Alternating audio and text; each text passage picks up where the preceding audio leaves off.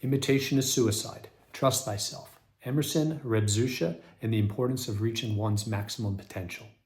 I'd like to share with you an amazing story that was told to me by Rabbi Yitzwein of the Young Israelites of Las Vegas, the synagogue that my family and I attend.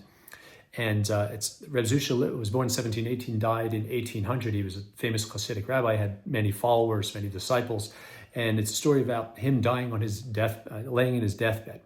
And he was crying. And his followers came to him and said, Reb Zusha, why are you crying? You are as great as you have a knowledge, of wisdom, of understanding of the Bible, almost as great as Moses. And then he cried more. And then they said, you were as kind and as loving as Abraham. And he cried some more. Some versions, it said they compared him to King David. And he responds by saying, when I die, I don't have any fear of meeting the Almighty and him saying, Reb Zusha, why were you not as great as King David? Why were you not as great as Moses? Why were you not as great as Abraham? I'm worried that he may say to me, Reb Zusha, why were you not as great as Reb Zusha could have been? He was afraid that the Almighty would want to know why he did not reach his greatest potential. Why, if he could have been more, he could have known more, could have learned more, could have made more of himself. Why he was not able to do that and why he did not do that. And this is important for each one of us because the tendency is to compare ourselves to other people, to their skills, their life, their situation. And this is a big error because we're all unique. None of us are the same. Each one of us has different gifts, different talents, different resources, and so nobody's the same. And we get into this dangerous area when we start comparing our kids to our other kids. When a teacher compares one pupil to another pupil. When you say, why can't you be like your brother? Why can't you be like your sister? When the teacher says, why can't your brother learn this easily last year? Why are you having such a hard time? This is not good because we're each different. We have different capabilities, different resources, different talents, creativity, and no two people are the same. So to compare each other is folly because you can't be like that person because you're not like that person. And this came across quite wonderfully also in a recent reading of mine of the essay on Self Reliance by Ralph Waldo Emerson, highly recommended. He says, a man should learn to detect and watch that gleam of light which flashes across his mind from within, more than the luster of firmament of bards and sages. So what he's saying is when you have a gleam of light, when something flashes through your mind, trust your ideas. Not all of your ideas are good, and you shouldn't take something that pops in your head and change your whole life based on it. But what he says, learn to detect and watch that gleam of light which flashes across his mind from within, more than the luster of the firmament of bards and sages. So we look off into the distance and see this beauty over there, and then we disregard the flashes of light, the ideas that come in our own mind. We shouldn't disregard them. Emerson says, yet he dismisses without notice his thought because it is his. How could I get a good idea? Only the good ideas come from outside of me. Other people are the ones with the good ideas. So when you have a flash of light, a gleam of light, Emerson says, it flashes across the mind. Maybe consider it more than just fleetingly. Maybe think about that idea. Maybe the idea is not such a bad idea. Maybe I have capability and wisdom and creativity and I can do something, and the ideas that come across my mind, maybe they're just as good as the ideas of someone else. Now for sure you should test them, but don't disregard them just because they're yours rather than the smart person that you know down the street.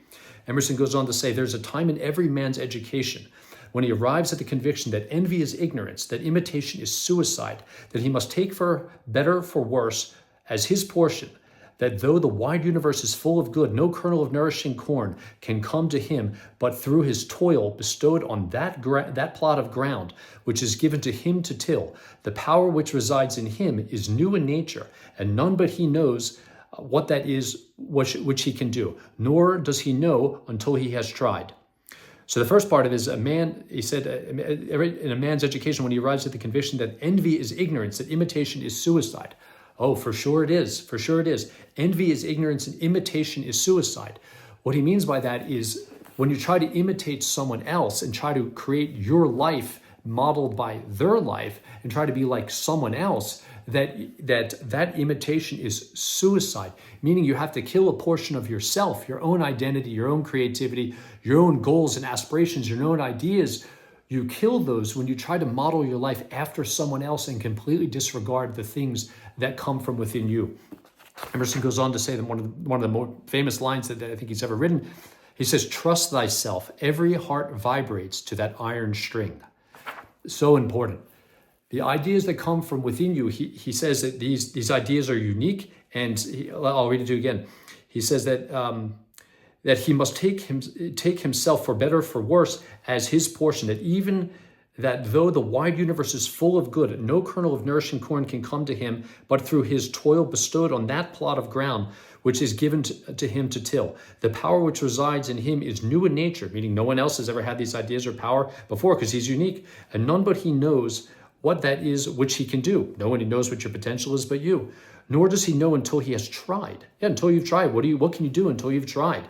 He must take himself for better, for worse, as his portion, that which the wide universe is full of.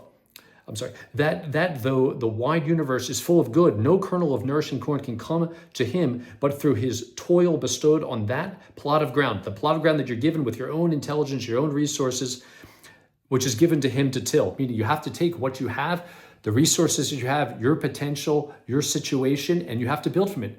And from that will come new ideas that have never existed in the world, because your ideas are unique, your potential is unique, your creativity, your identity is unique, and imitation is suicide. To try to minimize your own desires and your own creativity and pass them off and focus on someone else's potential, someone else's ideas and their achievements and what they think is right, and totally disregard what you want, is folly.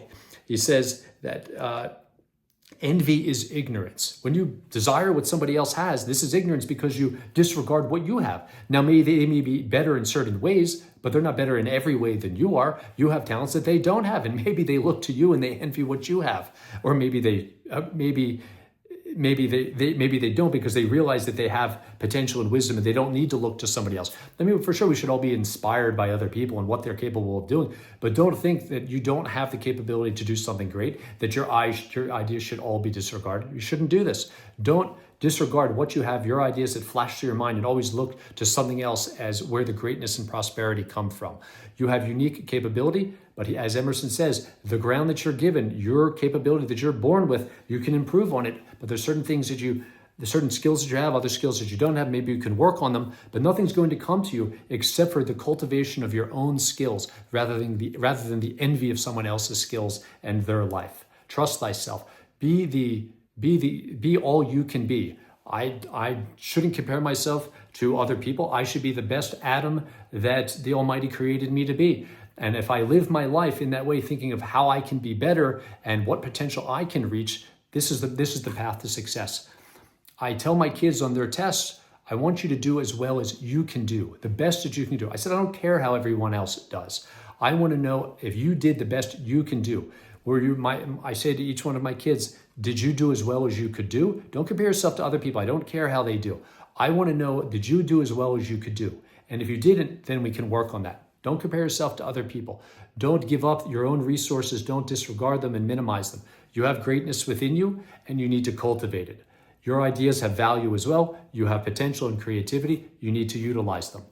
And focus on not being like someone else and imitate their life. Be the best you that you can do. And then after 120 years, when you go meet your maker, when you go meet the Almighty, they say to you, were you as good as you can be? Did you reach your potential? Then you can say, I think I got as close as I could. You don't say I tried to live like someone else and I failed. I wanted to be like this person, but I didn't succeed. How you are in relationship to what you could be. Do you reach your own potential? That's what you should ask yourself on a daily basis. And for sure on a yearly basis, am I reaching my own potential? Not am I being like someone else? Am I being the best I can be? Thank you very much for watching.